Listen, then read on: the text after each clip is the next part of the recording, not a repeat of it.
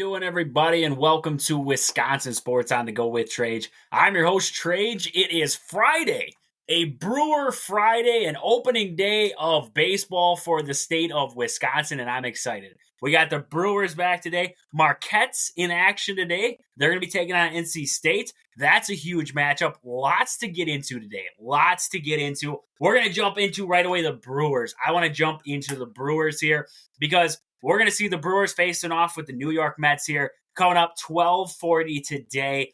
Massive game, massive opening series for the Brewers there. We're going to see a lot of what this team is going to have here for this upcoming year, right? We're going to see Freddie Peralta in game 1, but then you're going to get D.L. Hall game 2, and then game 3, you're going to see Colin Ray. So we're going to see, in this first couple games here, what this is a decent team in the Mets. They're not great, right? They're not fantastic, but this is a test for the Brewers heading on the road right off the bat here to start the regular season. So Brewers, like I said, Freddie Peralta starting this game, first opening day start as the ace of the staff here for the Brewers. And, my biggest question is Freddie Peralta going to pitch like the ace of the staff? And we've heard lots of people talking on Freddie. We've seen him pitch in the past. We know Freddie can be dominant. We know he can be a number, he pitches at times like a number one guy.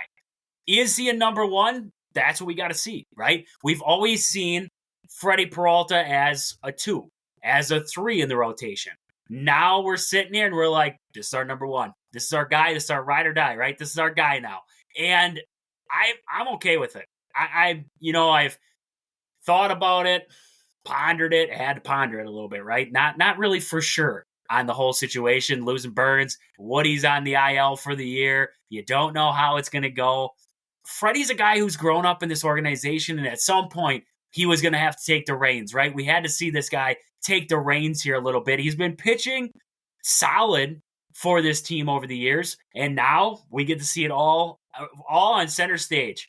Opening day, hopefully the opening day curse for the Brewers doesn't hold true, because we've had a lot of years with our opening day starter who ends up tanking them the rest of the year. So hopefully that changes here in this season. But off of Freddie there, looking at this game as a whole. So, you look at the Mets, they're going to have Jose Quintana on the mound for them. We've seen Quintana a lot in the past. And the Brewers, I would like to say they've had a lot of success. They've had, you look at the batting averages for some of these guys going up against Quintana over the years. Willy Adames, 10 at-bats, 2 RBIs, 1 home run. He's hitting about 400. You look at even guys like Jake Bauers. He's had 1 at-bat against him. He's hitting 1,000. William Contreras in 4 at-bats has got a home run. So you look down the lineup here. Rhys Hoskins, he's had success against Quintana in the past. 10 at-bats against him. 2 RBIs, 1 home run. Yelich has got the most action, and it's been a struggle for him going up against Quintana. In about 32 at-bats, he's got 4 RBIs, no home runs, and a 219 average. His OPS isn't bad, not great, not terrible. 586, right there in the middle, where you, I guess, would want to say there. But the Brewers have faced Quintana in the past, and I think that's going to help them a little bit in this matchup. They've had success against Quintana in the past. Looking at the Mets, on the flip side of that, these guys have seen Peralta. You look at guys like Alonso in 4 at-bats. He's hitting about 250. Harrison Bader, 250 and 16 at-bats against him. Lindor, 250 and 4 at-bats. And, you keep going down the line. They got Starling Marte. They got McNeil. Omar Narvaez out there yet. I forgot about Omar Narvaez. I forgot about him. I really did think that his career in Milwaukee was going to go a lot better than it did. He developed a lot defensively, I thought, with the Brewers, more than I thought he was going to, and his offense kind of took a dip. And he was a solid catcher, just never really got to the point that I wish he would have in Milwaukee. So Omar Narvaez in there too, and then Brandon Nimmo. We all know about Brandon Nimmo out there. And then we got Tyrone Taylor. Tyrone Taylor is still hanging out there with the Mets now. I think that's pretty cool. It's a good opportunity for Tyrone Taylor, right? With the Brewers, he was never going to get the playing time. You just had to look at it. Last year, I thought he snuck out some playing time there. Did he deserve it? I don't know. And then, you look at injuries. That was a big part of it. But then, Joey Wiemer struggling. now going to the Mets, maybe he gets a little bit more playing time. Maybe switching cities helps him bolster that hitting. I mean, he was a solid hitter for the Brewers. I'm not saying he wasn't good at all, but he was hit or miss, right? He was a hit or miss guy. Nothing crazy, not an all-star, but solid. And I think, a change of scenery might be good for Tyrone Taylor there. So that's going to be a fantastic matchup there for the Brewers. And then looking at game 2 of that series, 12:40 start there again on Saturday for that one. We're going to see Luis Severino for the Mets take on DL Hall for the Brewers. Nobody from the Mets has really faced DL Hall except for Short, second baseman there for the Mets. Zach Short has faced DL Hall twice, and he is batting 1,000 against him. He's got 1 home run and 1 RBI in those at-bats. For the Brewers, they've seen Luis Severino. Lots of guys have seen him in this lineup. Not a ton of success. Turang, Yelich, and Adames and Bowers all hitting decent, above 250 there. Adames hitting 250 in total. He played a little bit more in the AL. Got a little bit more action against him there in the AL when he was with the Yankees. But Luis Severino going up against DL Hall in game 2. And then game 3 of the series, we will see Colin Ray taking on McGill for the Mets in that one. Tyler McGill for the Mets there. So looking at the lineups in that one, I mean, a lot of guys in that Mets lineup have faced Colin Ray.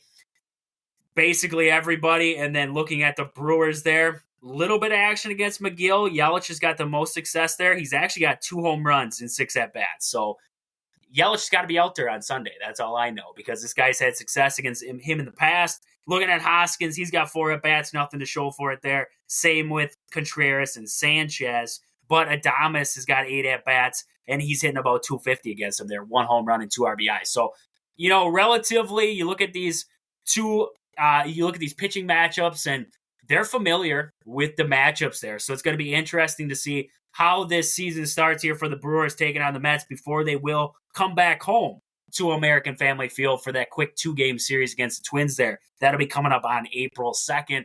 But I want to talk, new manager, carrying this team into his first season here, and thoughts on it. And from what I've heard, from what I've seen so far, I'm relatively excited to see what Pat Murphy brings to the Brewers. He's not a big new age of baseball guy, if you ask me. He's going to do the little things, the bunt. We're going to bunt with guys in position, the little things throughout a game. And I think he's going to be a little bit harder on players. Like, not let guys get away with much, hold them accountable. And I think that's going to make this team even that much more better. That words sometimes, you know what I'm saying? Words sometimes get to you, though. They just get to you. He's going to make the Brewers, he's going to help them reach a different level. I really do believe, because working with young guys, he's going to hold them accountable day in and day out to be the best that they possibly can. So I like the Pat Murphy leading this team. I can't wait to see him in his first season here with the Brewers. Looking at the roster, I know a lot of people out there probably saw the roster come out yesterday, but if you didn't, I'm just going to go through it here and kind of look at it, see what I thought coming out of it. So you look at the pitchers for the Brewers. We saw DL Hall. Like I said, he's going to be making his first career opening day for the Brewers. Brian Hudson, another guy making his first career opening day, along with Trevor McGill. He'll also be on the opening day roster for the first time. Jacob Junis also made the roster for the Brewers there. Hobie Milner, Yoel Payamps. We're going to have Elvis Paguero in there, Freddie Peralta, Colin Ray, Joe Ross, Abner Uribe. Thiago Vieira is going to make his first opening day. So was I forgot about Uribe there. And Paguero, all making their opening day debuts there. Not Major League, but opening day. Thiago Vieira pitched decent last year for the Brewers there in his short little stints. He's coming back here. He's going to get the opening day roster nod there for the Brewers. And then also Bryce Wilson will be in there for another option there.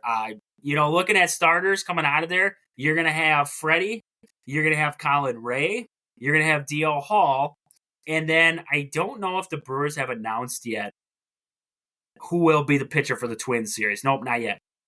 No decision yet for who's going to come after that. I could see a combination of Joe Ross in there. Maybe Bryce Wilson possibly gets a spot start in one of those positions. I think that might end up being what happens, unless if it's Jacob Junis. I could see a guy like Jacob Junis potentially getting into that starting spot there for that series against the Twins. So I'm seeing maybe a Joe Ross, Bryce Wilson, or a Jacob Junis in there in that Twins series there. But we'll get into that more next week there. But looking at the catchers for the Brewers, this is kind of the interesting one for me. We saw, I talked about it there a little bit yesterday, and I really thought we would see Eric Case make the starting or get the nod for the opening day roster. That was not the case. We're going to see William Contreras and Gary Sanchez get in there. You look at Hayes there in spring. I mean, you're talking about a guy with a 395 average, 465 on base, 5 home runs, 14 RBIs in 18 games. That's solid. That's solid. I mean, this guy hit well for the Brewers, but you just looked at the roster and you said, we kind of need another infielder. So you look at the infielders for the Brewers, Willie Adames, like we said, you're going to have guys in there like Rhys Hoskins, and then also Bryce Terang, Andrew Monasterio also in there. And then you got guys making their opening day debuts there. Joey Ortiz is going to be in there. And then you have Oliver Dunn is going to be making his major league debut. He got that final spot. I think that was between him and Hayes, and they decided they needed an extra infielder in there. So Oliver Dunn gets a nod there. Also Jake Bauers. I think Bauers sits in there as your option at first base, but also potentially to an outfield spot because he can also play the outfield there. So Jake Bauers kind of gives you that versatility there. Along with Sal Frelick, we're going to talk about the outfielders here. You got Jackson Churro making his major league debut. You have a couple guys making their opening day roster debuts there in Sal Frelick and Blake Perkins. And then you also have Christian Yelich out there in the outfield. I mean, not his first rodeo, right? Christian Yelich rounded out there. And I mean, you have versatility with Sal being able to play that third base position now.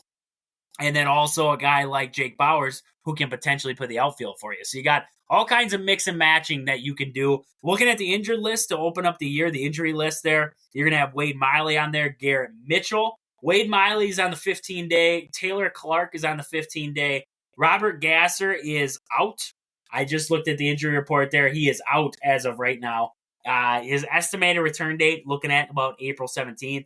Garrett Mitchell, they have him on the 10-day IL right now. That could be, they're talking it could be a month. They're talking it could be 2 months almost. I mean, we don't know the timeline really for Garrett Mitchell. It depends how it all heals there. And also Christian Arroyo right now is day-to-day as of late. So interesting right there. We know Brandon Woodruff's out for this season. So, and Devin Williams also on that injury report. So interesting stuff there with the Brewers here to start out this young season. Getting into it, right? Getting excited for some baseball. Looking at some of the scores coming out of yesterday, I just wanted to look possibly at some NL Central teams that were in action. The Pirates got the win, the opening day win over the Marlins, 6-5 there. 9 hits for the Pirates in that one.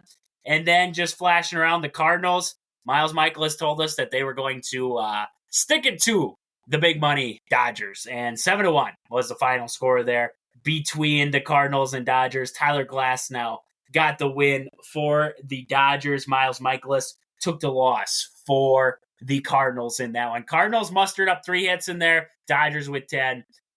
Not a good start for the Birds there. Reds got the win over the Nationals, 8-2 there.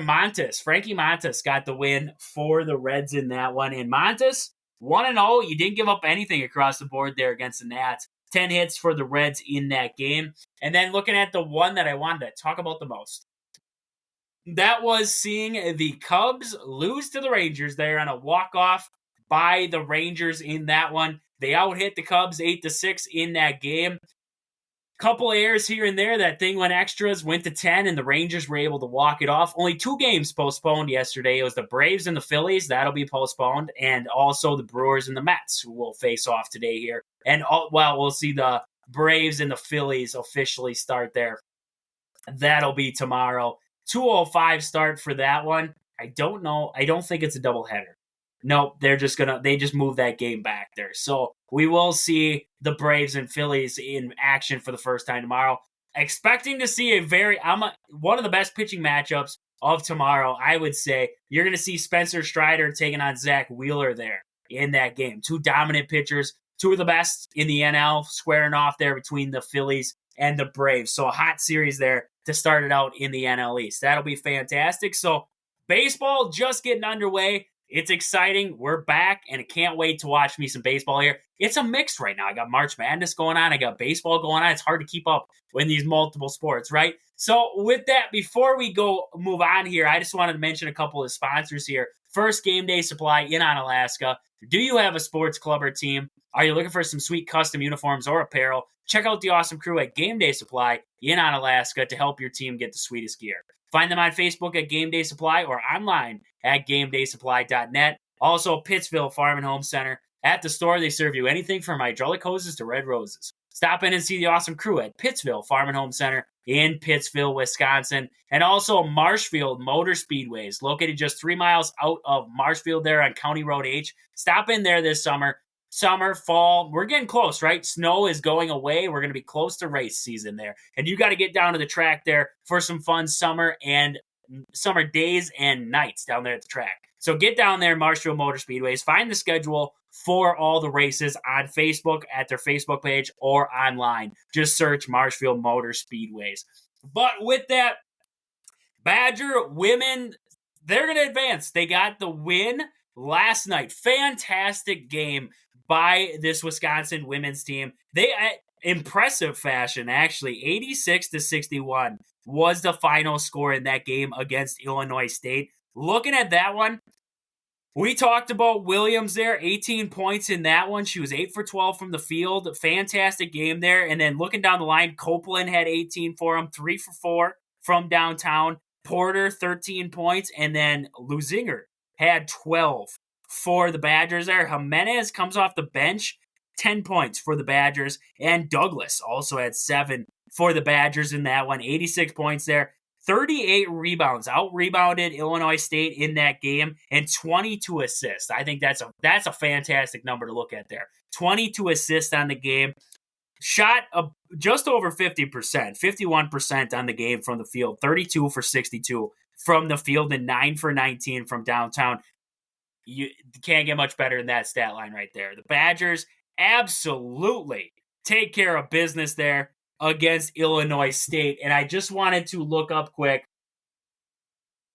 what the bracket looks like now, because we just saw Wisconsin win that game against Illinois State. So I just got to check out where that advances them to here. I just had the bracket pulled up here. Now I lost it. It was here. Now she's gone. So we just,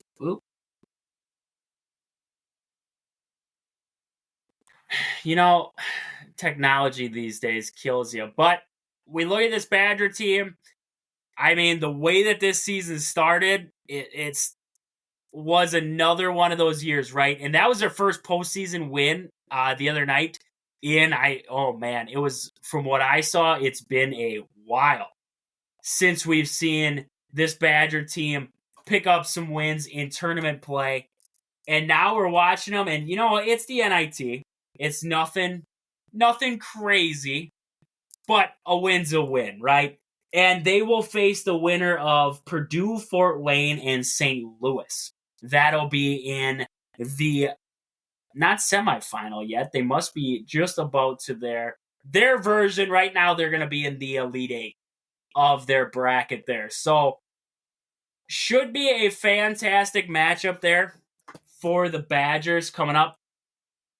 We will report. I don't know if that game actually went through yet. I was just trying to find it here.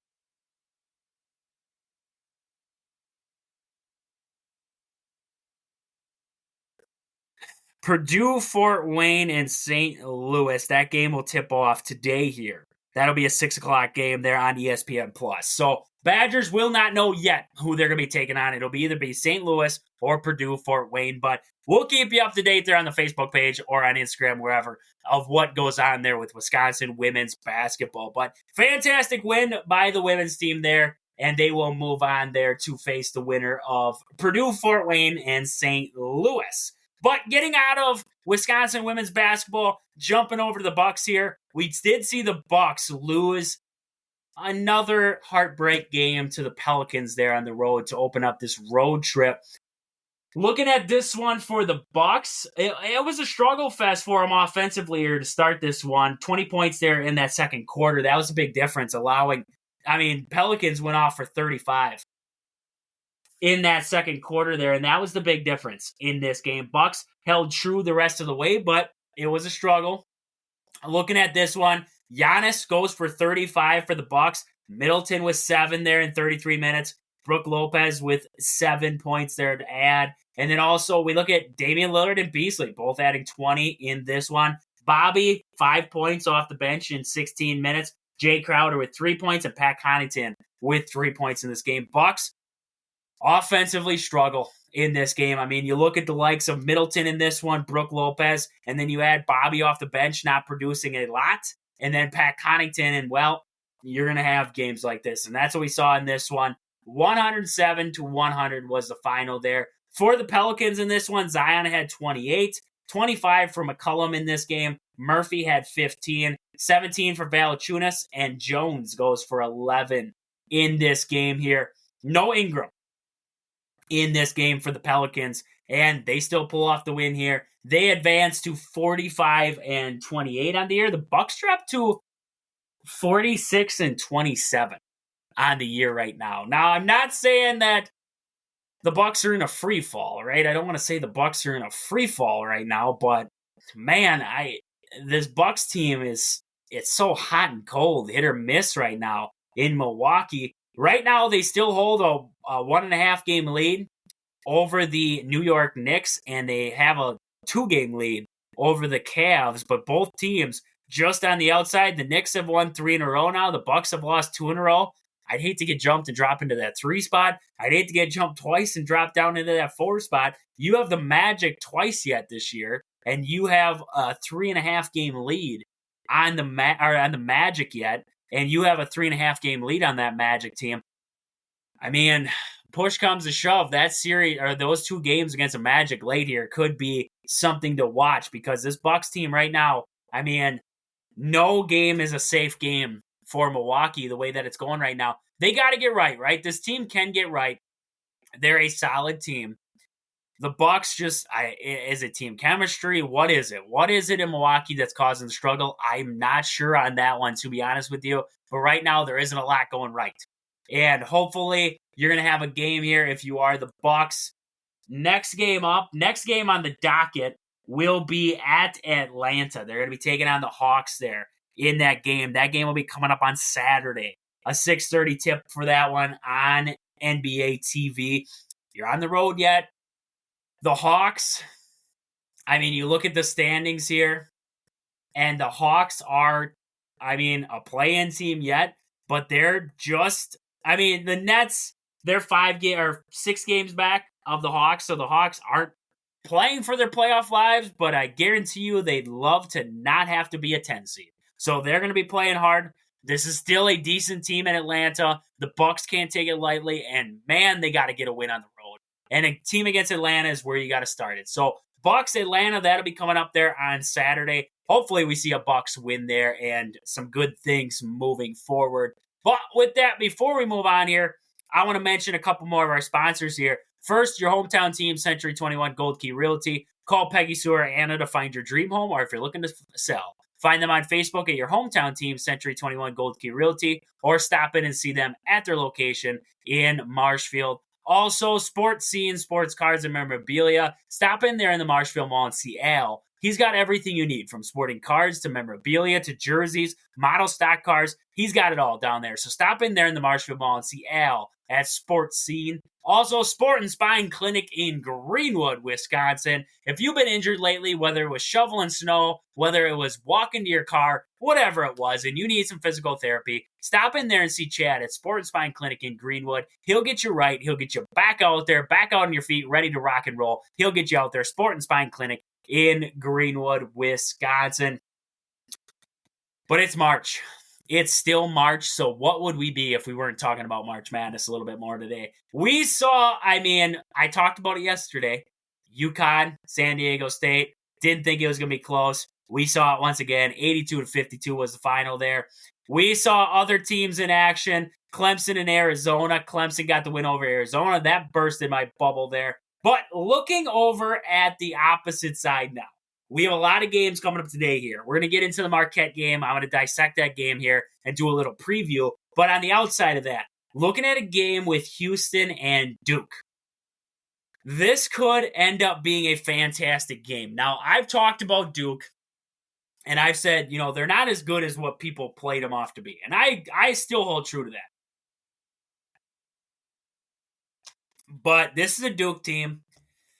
You saw it against James Madison. They can hit shots, right? They can hit big shot after big shot. McCain had a fantastic game there for Duke in that one. Flip hasn't been playing his greatest, but you get Flip going in this game against Houston, this could be a tough matchup for the Cougars, and I really do think this could be a toss-up. I think this is going to be one of the better games of the day between Duke and Houston there. I really do think that is going to be a fantastic matchup. Looking at other games on the docket, we're going to see Purdue and Gonzaga in action. And, Purdue, you wanted a test. Here's your test. This is a good team at Gonzaga. I'm not going to say they're great. This is a team who I think was a little overlooked heading into the tournament here, but they got good pieces. You look at Nembhard. Nembhard has played fantastic for Gonzaga. And then you look at a guy like Ike for him there, Ike. He's averaging 16 a game for him right now, and he's also got about 7 rebounds per game. So this guy is your big man matchup with Zach Edey. You keep Ike out of foul trouble in this one. This could be a fantastic matchup between Gonzaga and Purdue. How do they control the paint? That's a big thing I'm going to watch in this game, is how does Gonzaga, because Mark Few is a fantastic coach. Year after year after year. It's been like 9 straight years of Sweet 16 matchups for Gonzaga. This team is ridiculous at getting back there. He knows how to get them there. And this game right here, I could see Gonzaga knocking off Purdue here. I really could. I think it's going to be a great game, but I really do think Gonzaga could pull off the win here. And then the last matchup I want to look at, Creighton and Tennessee. Creighton's a team that, to be honest, if they play their best game, if Shireman plays his best game, Alexander's rolling for him, this Creighton team can beat just about anybody. I really do think they can. Tennessee, on the flip side, you get to March, you need X factors, right? Don't connect. 21 a game. You look at Adu. He's averaging 7 rebounds per game for him. Ziegler, fantastic guard. You look at this team as a whole, they are fantastic. And the only thing that might lack them is depth at times. I think they do have depth. Scoring depth is the question. And Creighton, they get after you. They get after you defensively. They can hit shots. They have the complete package if they're rolling. I picked Tennessee to win this game. I could see Creighton coming out of it. I really could. Just because Creighton, they play tough. They played some of the better teams in the country, because now we're seeing them in March here, right? Marquette and UConn, and they hung in both games and they won against both teams. So they know how to win big games. And this is a big game for Creighton. I really do think Creighton could pull off the upset here. It's in Detroit, too. This game's in Detroit. Not really home court advantage for either team, but it could be one of those games where neutral site, Creighton finds a way to pull off a very upset win over a very highly praised Tennessee Volunteer team. So this is going to be a fantastic game here between Creighton and Tennessee there. But now to get into the game that I want to talk about, I don't got the Badgers to talk about anymore, right? So I want to look at Marquette. Marquette taking on this NC State team. You look at this Marquette team, the offense runs through Tyler Kolek. We know that. Leads the nation in assists per game. And he is actually, in this tournament, he's averaging about 11 assists each game, tying Dwayne Wade's team record. So that's, Tyler Kolek, fantastic player. We saw it in the regular season. He's kicked it up a notch here in the postseason. Looking at him here, he has a perfect looking at his shooting guard in Cam Jones really feeds off of Tyler Kolek. And I think, when we didn't see the two out there together, I think that really did. Cam Jones played well, but I think it took away a little bit more of what Cam Jones can do because he leads the team in scoring. I mean, look at him. He shoots about 41% from three. He's had 30 or more points 4 times this season. So this Cam Jones can go off. You know about Tyler Kolek. This guy's going to feed the basketball all over the place. That's a perfect pairing, if you ask me. Oso Ighodaro, 4 double-doubles on the year. And, I mean, this guy can pass the basketball. He's not looking to score all the time. He's going to facilitate the basketball, which also benefits Tyler Kolek because this guy can hit shots too, along with Cam Jones, along with you look at other pieces on this team, even a guy like Gold, right, coming off the bench there. Gold could be a factor in this game at the three-point arc, so that's definitely something to watch out for. As a team, they attempt about 25 threes per game, shooting about 36%.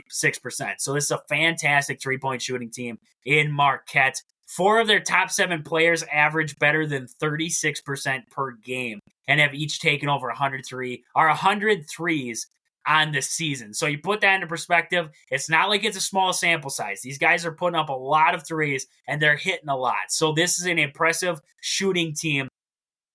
Looking at some of the Ken Pom rankings, the Eagles, looking at Marquette, they actually played 7 teams in the Ken Pom top 30 in adjusted defensive efficiency, and they were 8-4 in those games. They lost to UConn 3 times and also lost Purdue. Outside of that, they picked up wins against very good defensive teams. So that is something you got to watch here is that even if NC State plays some phenomenal defense, this Marquette team knows how to play against those styles of teams there. And, well, they played good games against UConn. I mean, you look at that last matchup with UConn, there was no Tyler Kolek, and they still played well in there.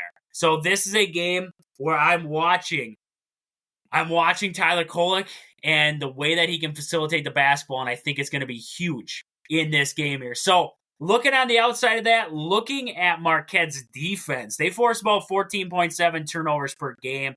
5 of their players actually average about more than 1 steal per game.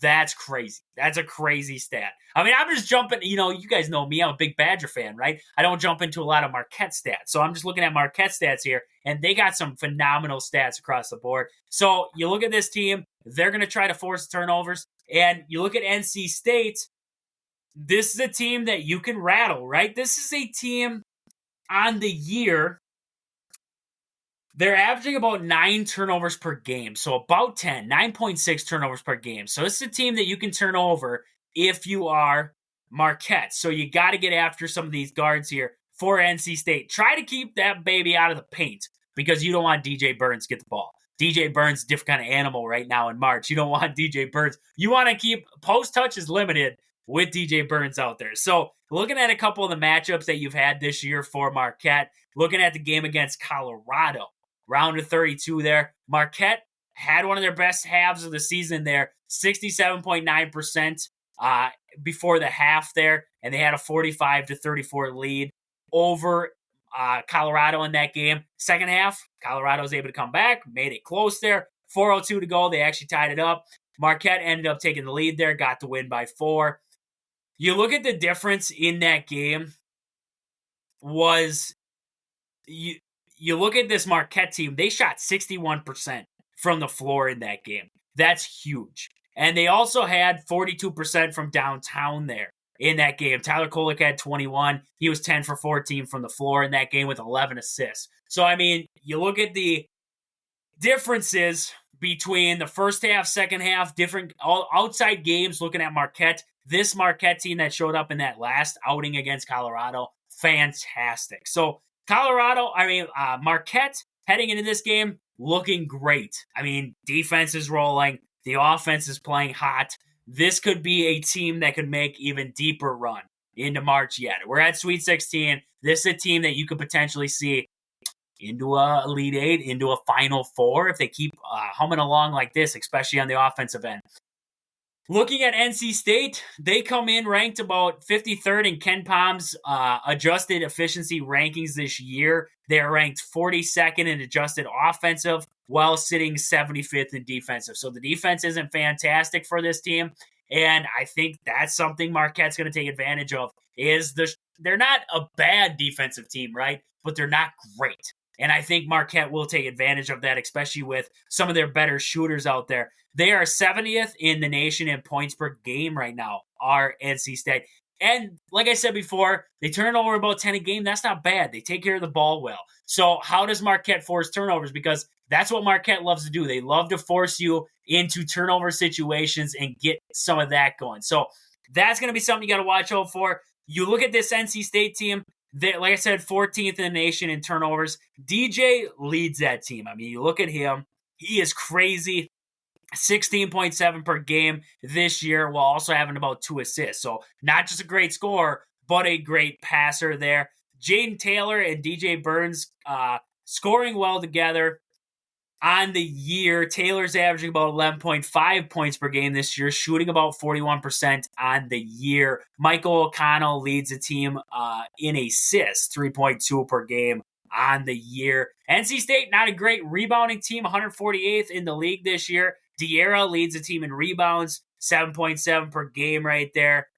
Also scoring about 6.4 for this team. You look at Middlebrooks for him, another big man. He gets him about 4.2. But Burns, he's about 4 rebounds per game. So getting after the glass in this one is going to be big for Marquette. Don't let this team in NC State get the easy balls, get the 50-50 balls. Controlling that in this game will be huge. Like I said, on defense, NC State is 179th in opponent points per game this year, but they do rank 78th in steals per game. So they're going to get after you, but some of that is going to lead to easy buckets. So Marquette's going to have to take advantage of that in this game. But Marquette, I mean, I picked them to win this game against NC State.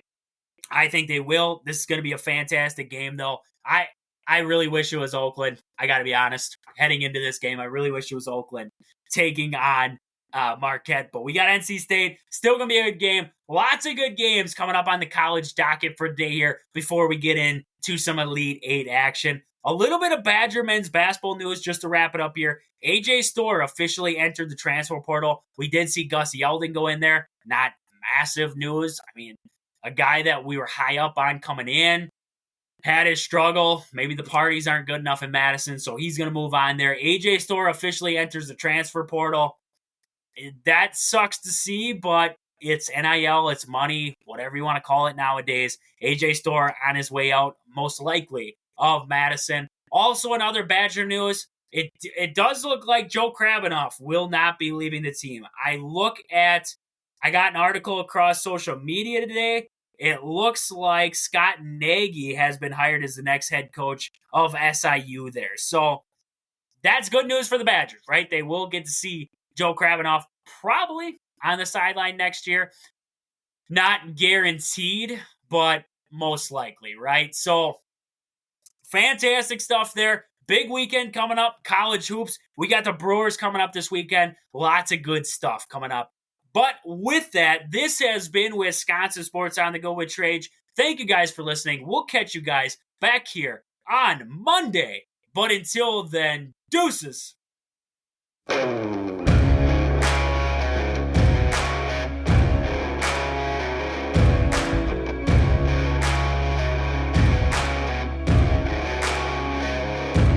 Yeah, oh my Lord, watch me sway. Darkness falls and we all pray, hoping for the light of day. Down to the river, I have held the devil's hand, felt the weight of my own sin, burdened.